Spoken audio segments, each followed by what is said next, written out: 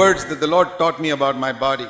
నా శరీరాన్ని గురించి దేవుడు నాతో మరి చెప్పిన మాటలు ఇక్కడ ఉన్నాయి. 3 things from 1 Corinthians chapter 6. కొరింథీయులకు రాసిన మొదటి పత్రిక 6వ అధ్యాయం. This is wonderful. ఇది చాలా అద్భుతకరమైన సంగతి. God created our body so that we can glorify him in this body.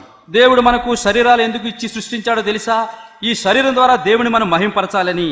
So does God care for this body? దేవుడు మనకిచ్చిన శరీరాన్ని గురించి ఆయన శ్రద్ధ తీసుకుంటున్నాడా? Is he only interested in taking my soul to heaven finally? కేవలము నా ఆత్మను పరలోకంలోకి తీసుకువెళ్ళడానికి మాత్రమే ఆయన శ్రద్ధ చూపిస్తున్నాడా? శరీరం మీద లేదా? I need food for this body. మరి శరీరానికి ఆహారం కావాలని నాకు తెలీదా? I need clothing. చూడండి, శరీరానికి ఆహారము, శరీరానికి వస్త్రాలు అవసరం. Shelter over my head. తర్వాత నా తల మీద నీడనిచ్చే ఒక పై కప్పు ఉండాలి. I need health to serve him. దేవుని సేవించడానికి ఆరోగ్యం ఉండాలి. How can I serve God if I'm always sick? నేను రోగినైతే ఎట్లాగ దేవునిని సేవించగలను? You know what Jesus taught us to pray? యేసు ప్రభు మరి ప్రార్థించడం ఎట్లా నేర్పాడో తెలుసా? Our Father who art in heaven, you know that prayer? మీకు యేసు ప్రభు మాదిరి ప్రార్థన మీకు తెలుసు, పరలోకమున మా తండ్రి అనేది. One request is, give us this day our daily bread. ఆ ప్రార్థనలో ఒక భాగం ఏంటంటే, మా అనుదినాహారము నేడు మాకు దయచేయము. That proves that God cares for our body. అంటే ఏంటి? దేవుడు మన దేహాల గురించి చింతిస్తూ పట్టింపు కలిగి ఉన్నాడు. That's why we educate our children. అందుకని మన పిల్లలకు మనము విద్యాబుద్ధి నేర్పుతాం. Lord, I want my children also to get their daily bread one day. కనుక ప్రభువా, నా పిల్లలు కూడా ఒక దినం వారు సొంతంగా అనుదినాహారము మరి తెచ్చుకునే వారిగా చేయి. If they are to get their daily bread in India, they must get a job. They must get a job if they are to get their daily bread in India. వారు అనుదినము ఆహారము తెచ్చుకోవాలంటే వారికి ఉద్యోగం అవసరం. And if they are to get a job, they must get some education. వారికి ఉద్యోగం కావాలంటే విద్య అవసరము. So that means you got to help my children to get some education. అంటే నా పిల్లలకు చదువు నువ్వు ఇవ్వాలి, వారికి అవసరం ఉంది. Do you know God is interested in your children's education? నీ పిల్లల చదువు మీద దేవుడికి శ్రద్ధ ఉందని నీకు తెలుసా? So that they can get a job. తద్వారా ఉద్యోగం సంపాదించుకుంటారు. So that they can get their daily bread one day. అనుదినము ఒక రోజు వారు ఆహారం సంపాదించుకుంటారు. Yeah, I believe that. నేను అది నమ్ముచున్నాను. So God is interested in these earthly needs. ఈ భూ సంబంధమైన అవసరాలు దాని గురించి దేవుడు శ్రద్ధ చూపిస్తున్నాడు. But do you know the prayer that comes before give us this day our daily bread? ఈ అనుదినాహారం నేడు మాకు దయచేయమనే మాట కంటే ముందు ఏం నేర్పడం మీకు తెలుసా? What is the previous request? Do you know ఏంటంటే that? దానికంటే ముందు మనవి, Thy will be done on earth as it is done in heaven. పరలోకమందు నీ యొక్క చిత్తము నెరవేరినట్టు భూమి మీద నెరవేరును గాక. That means, Lord, in my body I want to do your will on earth exactly like it is done in heaven. అంటే అర్థము, దేవా నా శరీరంలో పరలోకములో నీవు ఏ చిత్తము ఎట్లా జరగాలని కోరుతున్నావో అట్లా జరుగును గాక. To do that, give me my daily bread. అది చెయ్యాలి అంటే, నీ చిత్తం నెరవేర్చాలంటే నాకు అనుదినాహారం పెట్టు. Connect those two requests together. ఈ రెండు విజ్ఞాపనలు మనవులు కూడా కలిపి చూడండి. Not to do whatever I want. ఏది నాకు ఇష్టం వచ్చింది చేయటం కాదు. I remember once when I was asked to go and pray for healing of somebody. ఎవరో ఒక రోగి దగ్గర వెళ్లి స్వస్థత కొరకు ప్రార్థించమని చెప్పిన కోరబడ్డాను. He was a worldly person. ఆ వ్యక్తి లోక సంబంధమైన మనుషుడు. Jesus prayed for unbelievers also when they were sick. యేసుక్రీస్తు ప్రభు ఈ లోకంలో అవిశ్వాసులు రోగులైనప్పుడు వారికి కూడా స్వస్థపరిచాడు. I'm happy to pray for unbelievers who are sick also. మరి అవిశ్వాసులు రోగులై ఉంటే వారి కోసం ప్రార్థించడం కూడా ఇష్టమే. In order to help him understand how important it was to use his body for God, తన దేహాన్ని దేవుడి కోసం వాడుకోవడం ఎంత ప్రాముఖ్యమో తెలియచేయడానికి I asked him this. ఒక మాట అడిగాను. Why do you want health in your body? Why do you want health in your నీ body? శరీరానికి స్వస్థత ఎందుకు అవసరం? Because you're not strong enough to go and stand in the cinema queue.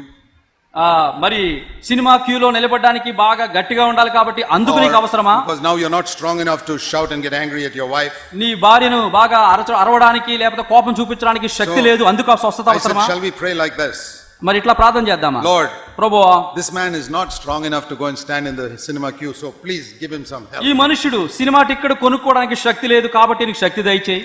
And he's not able to shout at his wife now, so please give him some తన help. భార్య మీద గట్టిగా అరవలేకపోతున్నాడు కాబట్టి దేవా రోగాన్ని స్వస్థపరచు. You see how stupid such a prayer is? ఆ ప్రార్థన ఎంత మరి బుద్ధిహీనమైనదిగా ఉంటుంది కదా. So I was trying to point out to him that if God heals you, you must use the body to glorify God. ఏమి నేను పరోక్షంగా చెబుతున్నాను అంటే, దేవుడు నీకు స్వస్థత ఇస్తే సినిమాలకు అరవడానికి కాదు, దేవుడి మహిమార్థం నీ శరీరాన్ని వాడుకోవాలి. Okay, 1 Corinthians 6. కొరింథీయులకు రాసిన మొదటి పత్రిక 6వ అధ్యాయం. Here are some amazing truths. ఆశ్చర్యం గొలిపే సత్యాలు ఇక్కడ చూస్తాం. Number 1, మొట్టమొదటిది verse 13. 13వ వచనం. If the last part, చివరి భాగం అండి. if your body is for the Lord, then the Lord will be for your body. మొదటి కొరింథీ 6వ అధ్యాయం 11వ వచనం చివరి భాగము. మీ దేహము ప్రభువు నిమిత్తమే, ప్రభువు దేహము నిమిత్తమే. What a wonderful thing. ఎంత అద్భుతమైన మాటలు ఇవి. If my body is only for the Lord, నా దేహము కేవలం ప్రభువు నిమిత్తమే, the Lord will be for my body. ఇక ప్రభువు దేహము నిమిత్తమే. Many times when I have been sick, అనేక సార్లు నేను రోగి అయి ఉంటిని. I've said, Lord, ప్రభువా, my body is 100% for you. నా దేహము 100% నీ కోసమే. I don't want to see anything, speak anything, do anything with this body which will not glorify you. ఏదైతే నిన్ను మహిమపరచదో అది నేను చూడదను, మాట్లాడను, వినను. Heal me. నన్ను స్వస్థపరచు దేవా. And God has taken care of me. దేవుడు నా గురించి ఆయన శ్రద్ధ వహించి స్వస్థపరిచాడు. I'm 72 years old now. ఇప్పుడు నాకు 72 సంవత్సరాల వయసు. In all these 50 years, ఈ 50 సంవత్సరాల సుదీర్ఘ కాలములో I have never missed one meeting because of sickness. రోగమును బట్టి ఒక్క కూడిక కూడా నేను పోగొట్టుకోలేదు. Because God is taking care of me. దేవుడు నా ఆరోగ్యానికి గురించి శ్రద్ధ వహిస్తున్నాడు. I don't preach healing. ఇక నేను స్వస్థతను బోధించను. I preach doing the will of God. దేవుని చిత్తం చేయుటను నేను And I బోధిస్తాను. say God will take care of all the other things. ఇక మిగిలిన సంగతులు దేవుడు చూసుకుంటాడు. I want to say to you in Jesus' name, యేసు నామములో ఒక మాట మీతో చెప్పదలుచుకున్నాను. seek to do the will of God. దేవుని చిత్తం చేయటానికి ముందుకు God రండి. will take care of your body. ప్రభు నీ దేహాన్ని గురించి If శ్రద్ధ the body తీసుకుంటాడు. is for the Lord is for your body. ఎందుకంటే మీ దేహం ప్రభు నిమిత్తమే, ప్రభు మీ దేహం కొరకే. Number 2, రెండవ సత్యం, verse 15. మొదటి కొరింథీ 6:15. Your body is a member of Jesus Christ. మీ దేహములు క్రీస్తునకు అవయవములమై ఉన్నవి. I say, Lord, thank you for this. ప్రభువా, ఈ యొక్క మాటను బట్టి మీకు వందనాలు. My body is a member of Jesus Christ. నా యొక్క దేహము క్రీస్తు యొక్క శరీరంలో అవయవము. Lord, not only my spirit, but my body is a member of Christ. ప్రభువా, నా ఆత్మే కాదు, నా దేహము కూడా నీ యొక్క శరీరంలో ఒక అవయవమే. I want you to keep the member of Jesus Christ healthy. కనుక నేను క్రీస్తు యొక్క శరీరము ఆరోగ్యంగా ఉండాలని కోరుచున్నాను. Because it's a member of Jesus Christ. ఎందుకంటే నా శరీరము క్రీస్తు యొక్క శరీరంలో ఒక అవయవము. And then number 3, మూడవది, verse 19.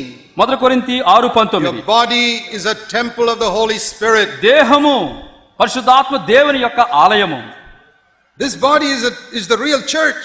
మన దేహము క్రీస్తు యొక్క నియమైన ఆలయము. Will you commit some sin inside a church building? కనుక సంఘములో దేవుని యొక్క ఆలయములో పాపం చేస్తారా? Will you drink and smoke and commit adultery in a church building? సంఘములోనికి వెళ్ళి, భవనంలోనికి వెళ్ళి మీరు సిగరెట్లు తాగి వ్యభిచారం చేస్తారా? Will you have a fight inside a church building? సంఘము లోపలికి వెళ్ళి మీరు కొట్లాడుకుంటారా? People say no. ప్రజలు చెప్తారు కాదండి అని. I say this building is not a church building. Your body is the temple of the Holy Spirit. యేసుప్రభు అంటున్నాడు, ఇదిగో ఈ భవనం కాదు దేవుని యొక్క ఆలయము, మీ దేహమే దేవుని యొక్క ఆలయము. Recognize this body is the house of God. గుర్తించండి, దేవుడు మీకు ఇచ్చిన దేహాలు దేవుని యొక్క ఆలయములు. Keep these 3 things in mind. 3 సంగతులు మీ మనసులో జ్ఞాపకం పెట్టుకోండి. Your body is for the Lord is for your body. మీ దేహము ప్రభు నిమిత్తమే, ప్రభు ఈ దేహము నిమిత్తమే.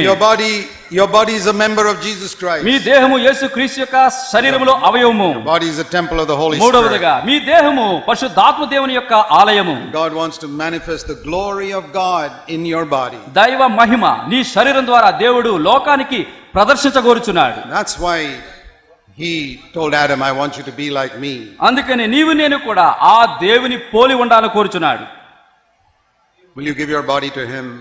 ప్రియులారా, మీ దేహాలు దేవుని ఆలయాలుగా ఆయనకు అప్పగించగలరా? Present your body as a living sacrifice. సజీవమైన బలియాగముగా మీ శరీరమును ఆ క్రీస్తునకు సమర్పించుకొనుడి.